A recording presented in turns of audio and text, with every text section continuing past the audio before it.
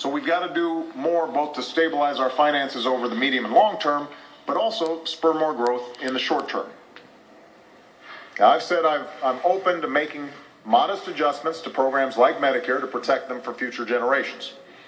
I've also said that we need more revenue through tax reform by closing loopholes in our tax code for the wealthiest Americans.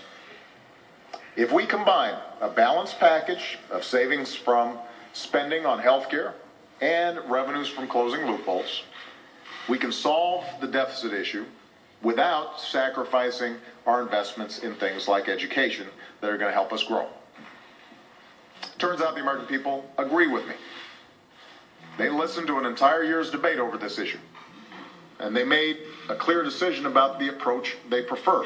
They don't think it's fair, for example, to ask a senior to pay more for his or her health care, or a scientist to shut down life-saving research so that a multimillionaire investor can pay less in tax rates than a secretary.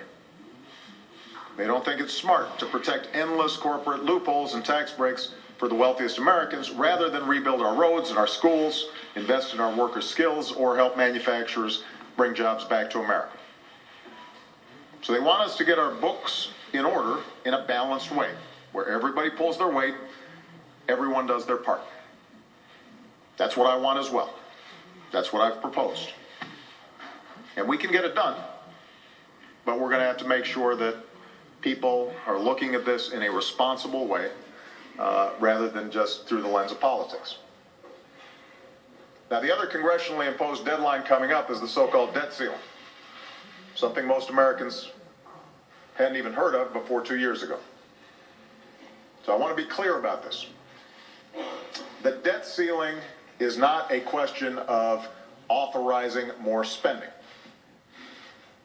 Raising the debt ceiling does not authorize more spending. It simply allows the country to pay for spending that Congress has already committed to.